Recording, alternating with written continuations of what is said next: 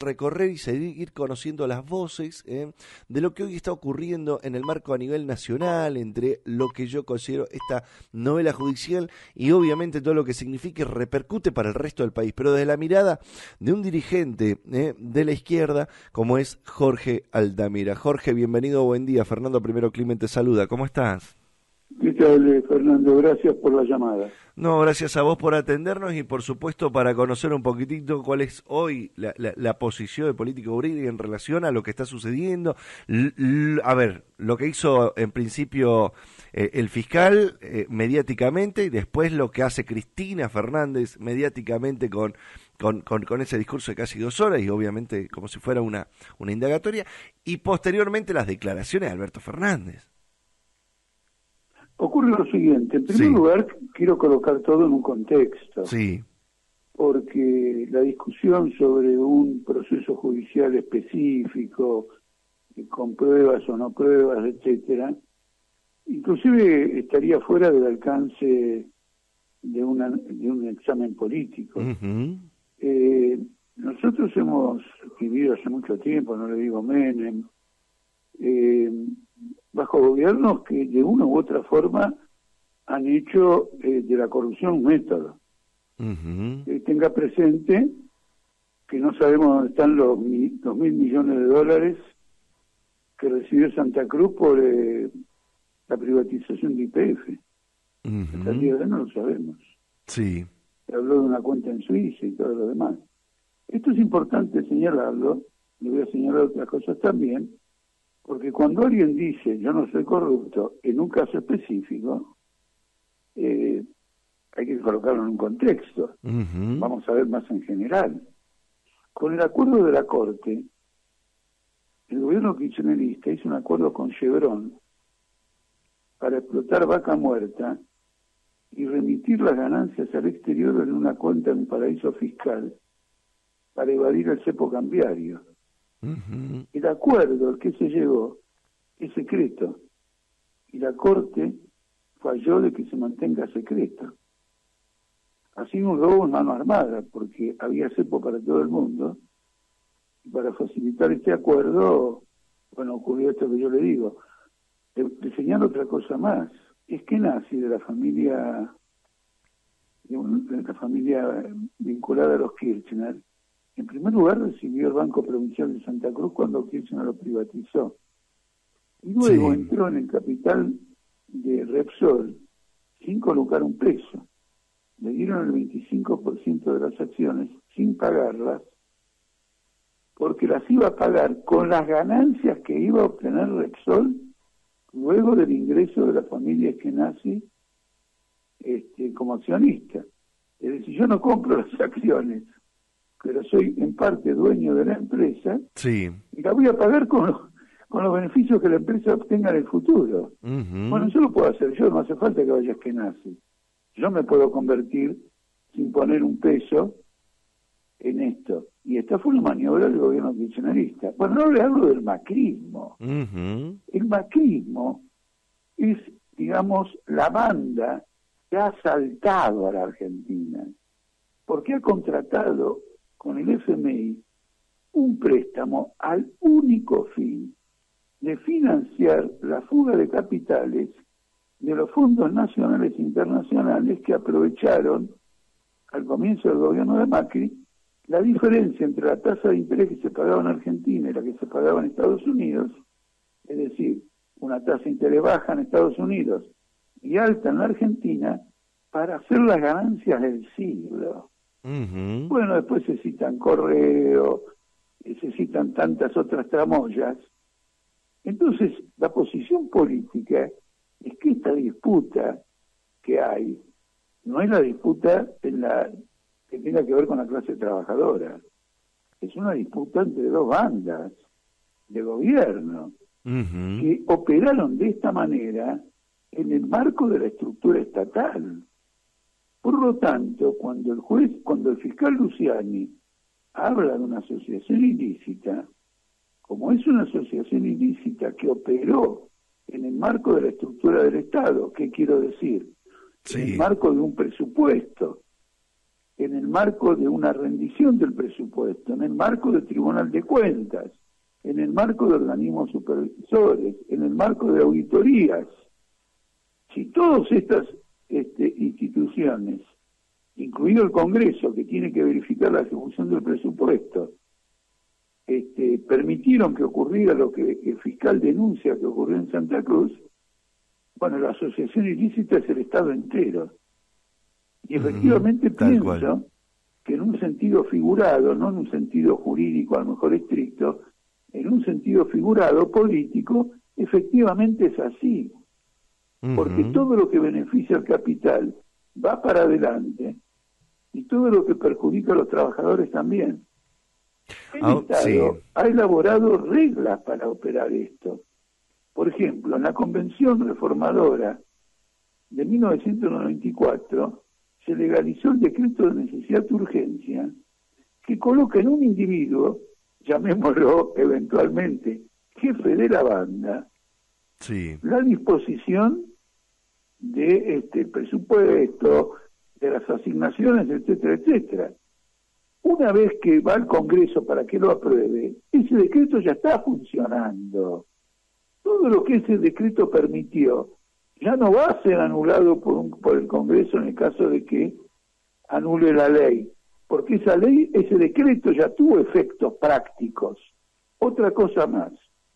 Ayer vi en la entrevista que le hicieron a Alberto Fernández, al presidente de la Nación, que el presidente de la Nación dijo que en diciembre va a prorrogar el mandato del presidente del Banco Central. Eso es una actitud completamente ilícita. El presidente del Banco Central debe ser designado por el Senado, no por el presidente. Eso es lo que quería hacer Macri con 2 jueces cuando los quiso meter por decreto en la Corte Suprema. Eso lo tiene que decidir el Senado, no un presidente por decreto. El presidente del Banco Central tampoco. Ahora, ¿cuál es la importancia del presidente del Banco Central? Que el presidente del Banco Central tiene más poder que cualquiera, porque con el manejo de la moneda, con las cuentas de soja dólar, con la cuenta de este, con la cuenta del otro, opera confiscaciones patrimoniales descomunales en la cabeza de un tipo que la inmensa mayoría de la ciudadanía desconoce quién es. Tal cual. Y no tiene él buena reputación. No voy a meterme en esto, salvo que usted quiera que me meta, porque yo como diputado de la ciudad me confronté con él porque él permitió una abusiva concesión a a 2 bancos internacionales en un caso de ilegalidad extrema con el aval de toda la legislatura de Buenos Aires. Pero eso era así. Entonces, como usted ve, lo que quiero señalarle al trabajador, a la ciudadanía, es que mire el panorama de conjunto. Después, si quiere, entramos en el propio juicio. Ahora, indudablemente, Jorge, porque, yo te interrumpo un ratito. Vos es que cuando empezamos a analizar, vos decías, esto es una batalla entre 2 bandas, ¿no? Eso, a ver, es claro de que acá hay una confrontación partidaria, política, ideológica y económica entre 2 grupos de poder. O que manejaron y manejan, en el caso de uno, el poder y encima todo un gobierno nacional. Ahora, cuando yo me pongo a pensar, digo, esta entre los 2, sé que los 2 pueden llegar a ser peligrosos, pero ¿cuál es más peligroso? Para vos, ¿cuál es el que institucionalmente más daño le ha hecho a la Argentina? ¿Macri o el kirchnerismo? No, porque ocurre lo siguiente, eso depende de las circunstancias. Por ejemplo, vamos a suponer que yo diga que el más daño que le hizo a la Argentina es Macri, que firmó con el FMI. Tal cual. Ahora, un daño quizá mayor, y ahí está el problema que plantea la pregunta, es que lo ratificó Cristina. Entonces, ¿qué pasa? Si el otro me saquea, y yo no voy a decir, señor, esto es un saqueo, no lo pago. ¿Cómo voy a pagar un saqueo? Yo no lo pagaría. Sí. No lo pagaría inclusive desde el punto de vista de mi vida individual. Si veo que alguien me saqueó de alguna manera, inventándome una deuda que yo nunca hubiera contraído, yo voy a la justicia, no le voy a pagar primero. Claro. Ahora, cuando vos decías, no es y una... condicionar Sí, toda la política económica sí. a lo que dice el propio Fondo Monetario Internacional. Vos decías, esta es una situación... Todo esto por decreto. Tal cual. Porque el Congreso solo aprobó la refinanciación, pero nunca llegó a discutir el programa del FMI. Entonces un individuo llamado Guzmán decidió el destino de 45 millones de argentinos con el aval de Alberto Fernández y Cristina Fernández por su propia cuenta. Es decir, lo que quiero que se entienda desde el punto de vista de los trabajadores, desde el punto de una izquierda de carácter socialista, es que el estado bajo el cual estamos viviendo es intolerable para la vida de la ciudadanía y de los trabajadores. A eso quería que apuntemos un ratito que tiene que ver con esto de cómo hacemos, para además, a ver, comprender, no es tan difícil comprender lo que sucede, pero cómo nos anticipamos, qué es lo que ustedes desde digamos, desde su mirada política, cómo cree y qué es lo que va a suceder de acá a corto plazo. No, estamos cerca de las elecciones 2023, en Salta serán desdobladas como de costumbre, bueno, va a ser el 23 de abril, el 16 no, pero de además abril. Anularon las PASO. Y anularon las PASO. Se han anticipado sí. a una medida que yo he dicho que se va a ocurrir a nivel nacional. Ah, mira, ¿vos crees que van a eliminar las PASO a nivel nacional? Sí, porque ocurre lo siguiente, las últimas PASO, llevaron a una crisis brutal del gobierno 2 meses antes de las elecciones. Y las anteriores a las últimas, la de 2019, que el Frente de Todos le ganó, sacó más votos en las PASO que Juntos por el Cambio, provocó toda una caída de la moneda y colocó a las elecciones generales en un cuadro de desasosiego económico absolutamente brutal. Con lo cual, eso es lo que están diciendo ahora, lo vi en el diario de hoy, es lo que están diciendo ahora, no dupliquemos la crisis, porque si nosotros vamos a unas PASO, dicen ellos, ¿no? No lo digo yo. Sí. Si vamos a unas PASO en agosto, que revela una crisis política fundamental, en medio de devaluaciones y ajustes, a lo mejor nos llegamos a octubre. Entonces ahí viene la pregunta, ahí viene la respuesta mía a su pregunta. No existe el problema si no está la solución. Me parece mentira, pero es así. El problema existe cuando está la solución. La solución a este problema la va desarrollando el propio sistema con una descomposición total de las instituciones y una furia cada vez mayor del pueblo. Se va a resolver en ese nivel. Las formas que va a tener las desconozco. Una elección, una rebelión popular, una huelga general.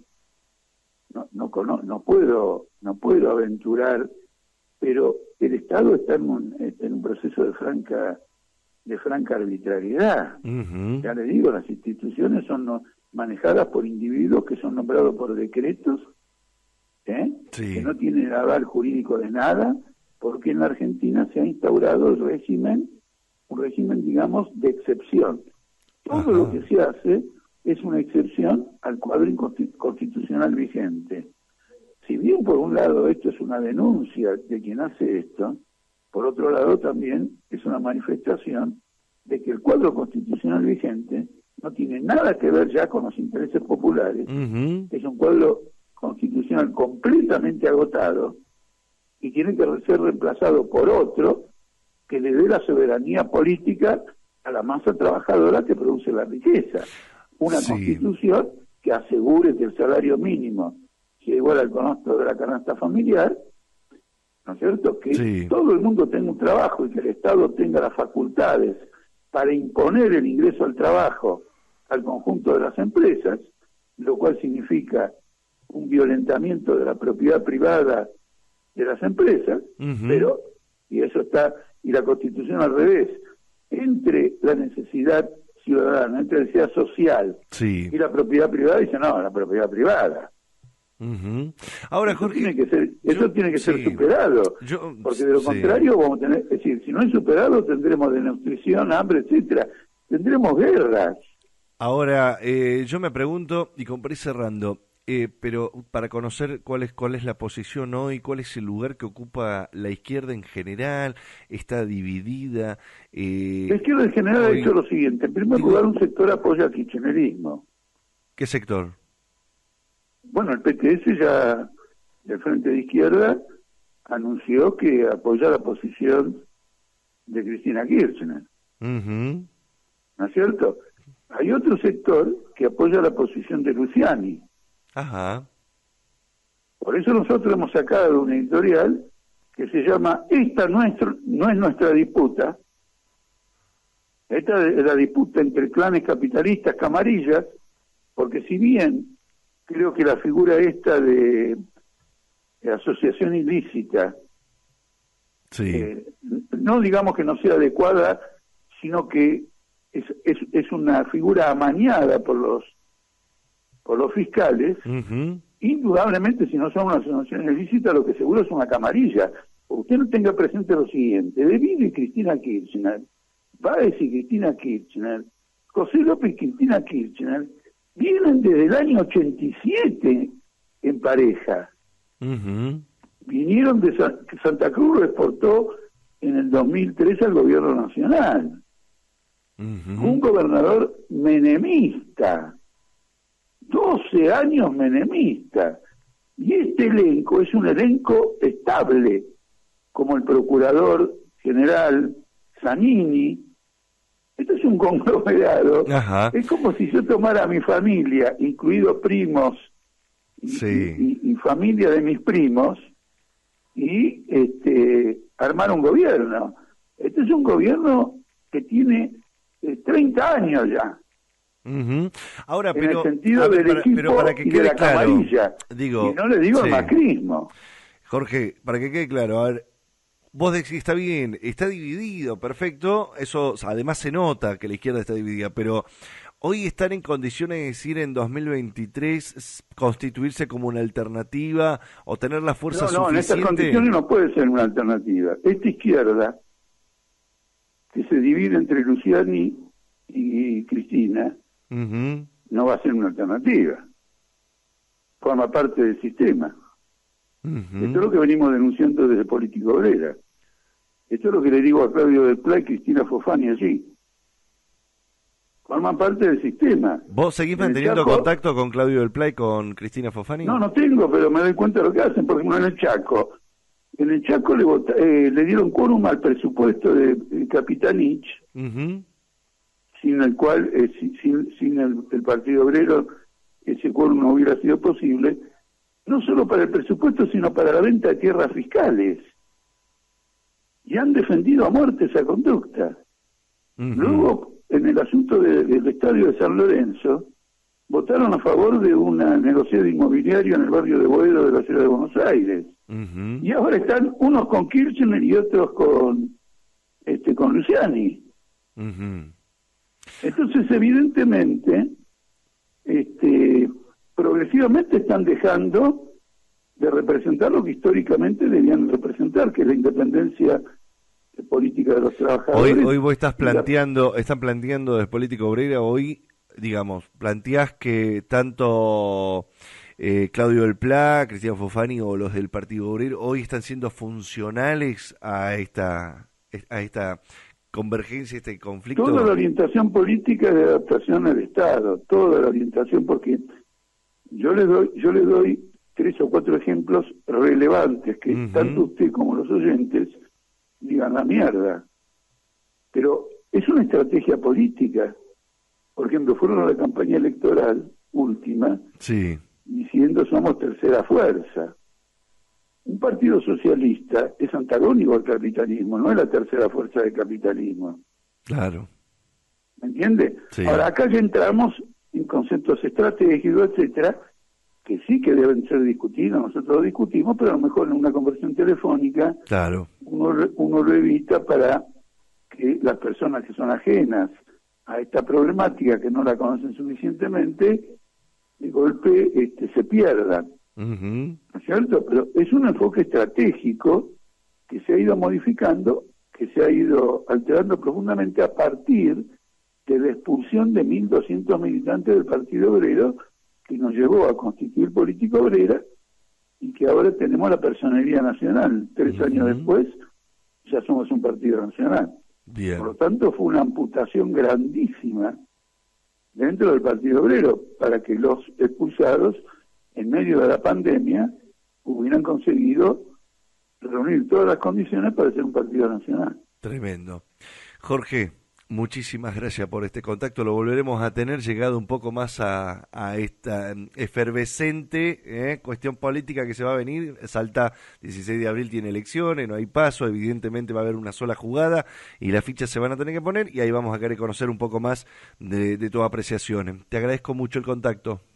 Un abrazo, gracias de nuevo por llamarme. Un abrazo, ahí estaba el dirigente político de Política Obrera, Jorge Altamira, hablando de todo un poquito. Recibí el resumen diario de politicaobrera.com en tu celular. Es fácil y es gratis. Agenda +54 911 73 60 08 17 y mandanos un WhatsApp. Listo. Ahora vas a recibir diariamente nuestro resumen con la situación nacional e internacional y las luchas del movimiento obrero desde una perspectiva socialista. politicaobrera.com